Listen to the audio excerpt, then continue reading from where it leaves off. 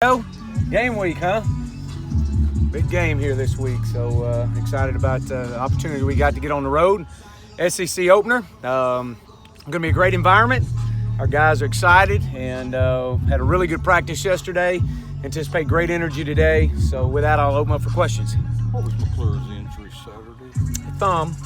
Yeah. Did he have so surgery on it? He did, but he was back. Actually, he was back. Had it Monday. He was back at practice yesterday. He's back out today. Do you expect him to play? Oh yeah.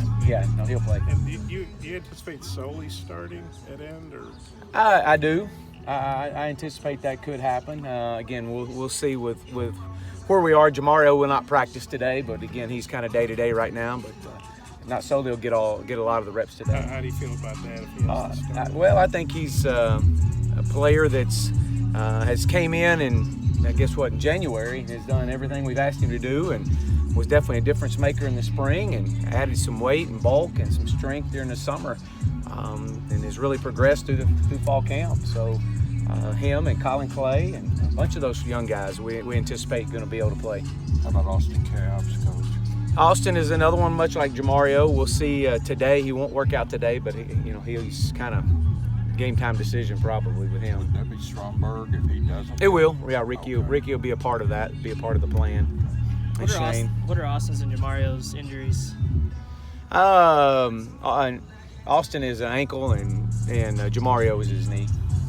Just for both teams, how important is this one coming off the SEC seasons that both teams had? Well, I think they're all important.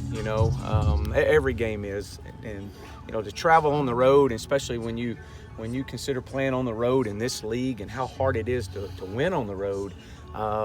This is a big ball game for both teams, but they're all big ball games, and so we're going to see a much improved Ole Miss team. We know that. As I said earlier, they got two fantastic offensive and defensive coordinators that have been in this situation before. They've both been head coaches, and they understand what it takes to get from week 1 to week 2 and get better, just like our staff does. And so you'll see two much improved football teams Saturday night. Going all white in this one? We are. Going all white. Wait, is that you wore white lids last year against Ole Miss? Is that an Ole Miss something or? No, I just think that's just something that we decided we wanted to do, and I think that our players like it, and so that was the message behind it. Have you seen better execution from the wide receivers and tight ends in the past couple practices? Well, I mean, yesterday we had a really good practice, and guys were definitely in tune, and that. I mean, we've had good execution all through fall camp with these guys. We've got a lot of young guys that they're learning, and they'll continue to grow and get better every day. And yesterday was one of those days that they got better, and we anticipate that today. Has it been pretty normal in terms of reps distributed for a starting quarterback versus in a backup, or has it been split up or between Nick and No, I mean, just the way we do our practices, we always get our 1s and 2s equal amount of reps for the most part, and not just quarterback, but at running back and at linebacker, and the way we do our 5-minute periods, what we call racks of plays. And so they're both getting substantial reps. And so, yep. What is a full speed CJ O'Grady? What could he do for your offense? Well, I mean, I think we saw what CJ is capable of doing a year ago. Very much a playmaker. Was 255 pounds.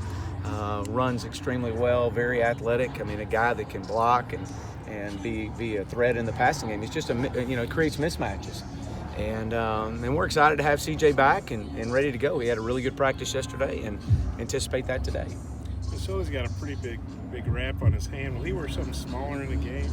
I don't know that. I know that it'll be a padded cast. You ever been to Oxford for any reason? I have. Yeah, I've been up there to a game when Jevis Sneed played there, which played for me, and I went up and watched him play a couple times. Coach, it's going to be, I know 6:30 kick, but really a hot afternoon. As hot as it's been, I think 98 degrees. It changes how you go about things, maybe subbing a little more? Or? Well, we always try to have a plan early in the year, a good rotation plan for humid days or heat or altitude or whatever it may be, and that's kind of customary probably pretty much across the country with coaches. but ours will be no different. You know, we want to get some guys in, rotate, and get them some experience early on, and we got to hydrate well this week, and got to work hard today and finish up, you know, today, and tomorrow is a class on grass day for us, and then we're back in a full run through on Friday. Those freshman defensive backs didn't play for the most part in that game Saturday. You anticipate, I mean, you're going to need them at some point. We are. You know, we anticipated playing a lot of guys last week, and the game just didn't work out that way, and that's part of it. But they've continued to be focused and locked in, and good practice reps, and they're being developed, and you know, we're going to need them this year.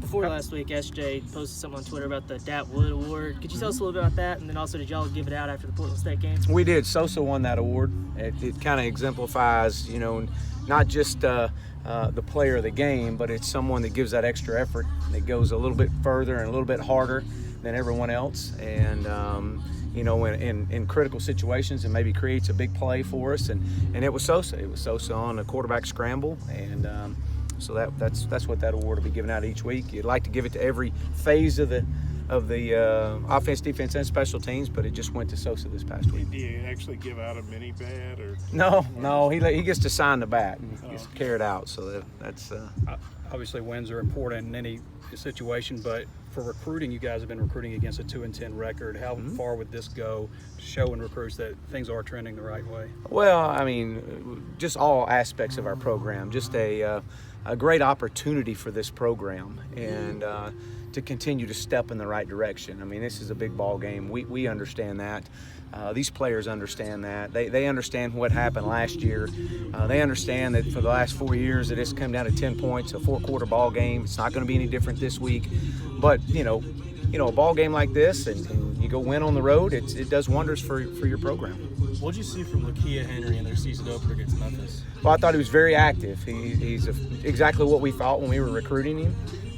He's a fantastic football player. He's got a nose for the ball. The closer he gets, the faster he gets to the ball, and that's he had a really good game. I think he had 7 tackles, but was always around the football. With Colton, is it going to be a week-by-week thing, giving him a little bit of rest like yesterday? Or I'm sorry, who? Colton Jackson. It is. You know, we just gotta, we gotta get his reps, and then just not overworking with his foot. Dat Wood, is that for a singular player, or is it a cumulative award for the game? No, it'll be for a single player. I mean, was it just for that play tracking down the quarterback? No, it was and the fact that he was obviously had a great game defensively as well. So you gotta add it all up. I mean, it can't be just one big play. It's got to be a accumulation of plays. Right. Coach, you mentioned that there would be rotating captains until you found, the best combo. Who's going to go in there this week? Mike Woods will be our representative this week. Thanks, Coach. All right, thank y'all.